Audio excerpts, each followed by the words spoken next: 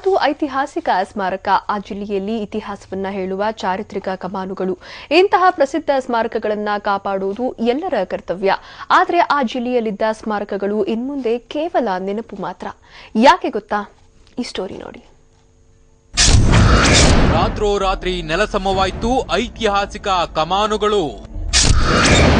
ನಗರಸಭೆ ಹಾಗೂ ಪೌರಾಯುಕ್ತ ಮಧ್ಯ ಮುಸುಕಿನ ಗುದ್ದಾಟ. ಅಭಿವೃದ್ಧಿ ಹೆಸರಲ್ಲಿ ನೆಲಸಮವಾಗ್ತಿದೆಯಾ ಕಮಾನು?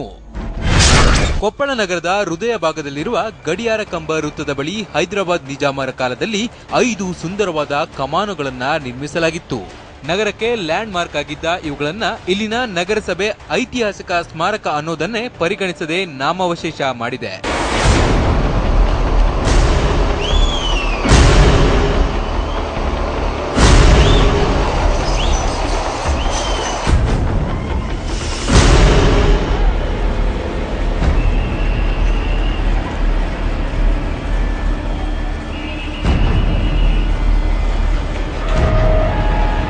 ಹೀಗೆ ಐತಿಹಾಸಿಕ ಕಮಾನುಗಳನ್ನ ಉರುಳಿಸುತ್ತಿರೋದು ಇದೇ ಮೊದಲಲ್ಲ.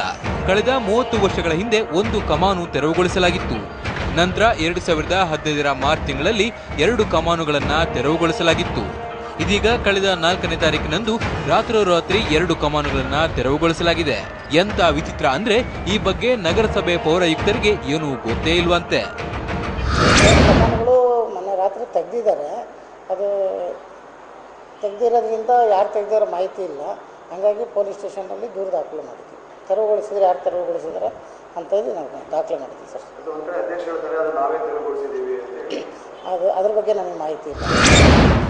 ಇಲ್ಲಿನ ನಗರಸಭೆ ಅಧ್ಯಕ್ಷ ಮಹೇಂದ್ರ ಚೋಪ್ರರೇ ಸ್ವತಃ ಮುಂದೆ ನಿಂತು ಕಮಾನುಗಳನ್ನ ತೆರವುಗೊಳಿಸಿದ್ದಾರೆ. ಅವರನ್ನ ಕೇಳಿದ್ರೆ ಕಮಾನು ಬೀಳ್ಸೋಕೆ ಸಾಮಾನ್ಯ ಸಭೆಯಲ್ಲಿ ನಿರ್ಣಯ ಕೈಗೊಳ್ಳಲಾಗಿದೆ ಅಂತಾರೆ. ಹಾಗಿದ್ಮೇಲೆ ರಾತ್ರೋರಾತ್ರಿ ಯಾಕೆ ನೆಲಸಮ ಮಾಡಬೇಕು ಅನ್ನೋ ಪ್ರಶ್ನೆಗೆ ಮಾತ್ರ ಸೂಕ್ತ ಉತ್ತರ ನೀಡ್ತಿಲ್ಲ.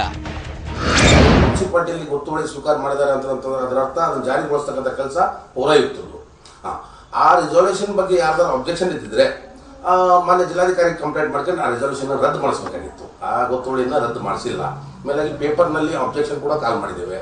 ಒಬ್ರು ಇಬ್ರು ಯಾರೋ ಅಬ್ಜೆಕ್ಷನ್ ಮಾಡಿದ್ರ ಸಲುವಾಗಿ ಒಂದು ನಾವು 98% ಜನರಿಗೆ ತ್ರಾಸ ಕೊಡಕ್ ಬರಲ್ಲ. ಆ ಕಾರಣದಿಂದ ಅವನು ತೆರವುಗೊಳಿಸ್ತಾರೆ. ಒಟ್ಟಾರೆ ಅಧ್ಯಕ್ಷರು ಪರ್ಮಿಷನ್ ಇದೆ ಅಂದ್ರೆ ಆಯುಕ್ತರಿಗೆ ಗೊತ್ತೇ ಇಲ್ಲ. ಈ ಬಗ್ಗೆ ನಗರ ಠಾಣೆಗೆ ದೂರು ಕೊಟ್ಟಿದ್ದೇವೆ ಅಂತಾರೆ. ಯಾವುದು ನಿಜವೋ ಯಾವುದು ಸುಳ್ಳು, ಈ ಗೊಂದಲದ ಮಧ್ಯೆ ಐತಿಹಾಸಿಕ ಸ್ಮಾರಕ ಮಣ್ಣು ಪಾಲು ಆದದ್ದಂತೂ ಸತ್ಯ. ಶಿವಕುಮಾರ್, TV9 ಕೊಪ್ಪಳ.